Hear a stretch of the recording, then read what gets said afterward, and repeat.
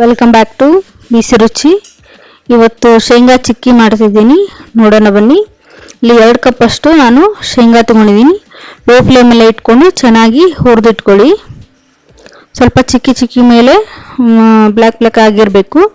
So ಅಲ್ಲಿವರೆಗೂ low ಫ್ಲೇಮಲ್ಲೇ ಇಟ್ಕೊಂಡು ಚೆನ್ನಾಗಿ ಹುರ್ಕೊಳ್ಳಿ. ಎಷ್ಟು ಚೆನ್ನಾಗಿ ಹುರ್ಕೊಂತೀವಿ ನೋಡಿ, ಅಷ್ಟು ಚೆನ್ನಾಗಿ ಚಿಕ್ಕಿ ಬರುತ್ತೆ. ಆಮೇಲೆ ಕ್ರಿಸ್ಪಿಯಾಗಿ ಕ್ರಂಚಿಯಾಗಿ ಬರ್ತವೆ ನೋಡಿ. ಇಷ್ಟು ಚೆನ್ನಾಗಿ ಲೋ ಫ್ಲೇಮಲ್ಲೇ 5 ನಿಮಿಷದ ಕಾಲ ಹುರ್ಕೋಬೇಕು. ಹುರಿದಿದ್ದಾದ ನಂತರ ಒಂದು ಬಟ್ಟೆ ಮೇಲೆ ಹಾಕ್ಕೊಂಡು ಸ್ವಲ್ಪ ತಣ್ಣಗಾದ ನಂತರ ಅದನ್ನು ಸಿಪ್ಪೆನ ಬಿಡಿಸ್ಕೊಳ್ಳಿ.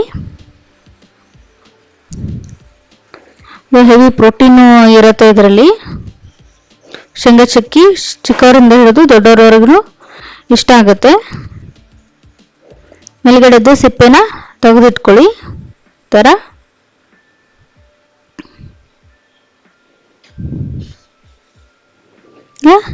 1.5 ಕಪ್ ಅಷ್ಟು ಬೆಲ್ಲ ಹಾಕೊಂಡಿದ್ದೀನಿ. ನಿಮಗೆ ಬೆಲ್ಲ ಜಾಸ್ತಿ ಬೇಕಂದ್ರೆ ಹಾಕೋಬಹುದು. ಇಲ್ಲಿ 2 ಕಪ್ ಅಷ್ಟು ಶೇಂಗಾ ಬೀಜ ತೊಗೊಂಡಿದ್ದೀನಲ್ಲ, ಸೊ ಅದಕ್ಕೆ 1.5 ಕಪ್ ಅಷ್ಟು ಬೆಲ್ಲ ಹಾಕೊಂಡಿದ್ದೀನಿ. ಮತ್ತು ಪಾಕ ಕಡಿಮೆ ಆದರೆ ಮತ್ತೆ ಸರಿ ಹೋಗಲ್ಲ, ಅದಕ್ಕೋಸ್ಕರ ಬೆಲ್ಲ ಸ್ವಲ್ಪ ಜಾಸ್ತಿ ಇದ್ರೂ ನಡೆಯುತ್ತೆ. ಮಿಕ್ಸ್ ಮಾಡ್ಕೊಳ್ಳಿ. ಒಂದು ಹನಿ ಅಷ್ಟು ನೀರು ಹಾಕ್ಕೊಂಡು ಬೆಲ್ಲನ ಕರಗಕ್ಕೆ ಬಿಡಿ. ನೆಕ್ಸ್ಟು 2-3 ಸ್ಪೂನ್ ಅಷ್ಟು ತುಪ್ಪ ಹಾಕ್ಕೊಳ್ಳಿ.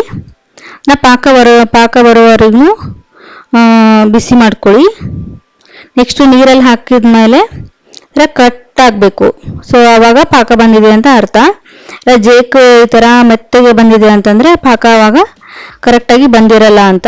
ಇಲ್ಲಿ ಬೇಕಿಂಗ್ ಸೋಡಾ ಹಾಕ್ತಾ ಇದ್ದೀನಿ. ಬೇಕಿಂಗ್ ಸೋಡಾ ಯಾಕೆ ಹಾಕೋದಂದರೆ ಇನ್ನು ಸ್ವಲ್ಪ ಕ್ರಂಚಿಯಾಗಿ ಪಳ್ಳು ಬರುತ್ತೆ ಅಂತ. ಈಗ ಶೇಂಗಾ ಬೀಜನ ಹಾಕ್ಕೊಂಡಿದ್ನಲ್ಲ, ಸೊ ಅದನ್ನು ಮಿಕ್ಸ್ ಮಾಡ್ಕೊಳ್ಳಿ. ಸ್ವಲ್ಪ ಲೋ ಫ್ಲೇಮಲ್ಲಿ ಇಟ್ಕೊಂಡು ಮಿಕ್ಸ್ ಮಾಡ್ಕೊಳ್ಳಿ.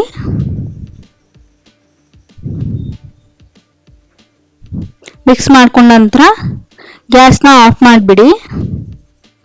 ಒಂದು ತಟ್ಟೆ ಆದರೂ ಹಾಕ್ಕೊಳ್ಳಿ, ಇಲ್ಲಾಂದ್ರೆ ಒಂದು ಶೀಟ್ ಆದರೂ ಅದ್ರ ಮೇಲೆ ಸ್ವಲ್ಪ ತುಪ್ಪನೂ ಹಚ್ಚಿ ಇಡಿ ಮುಂಚೆನೆ.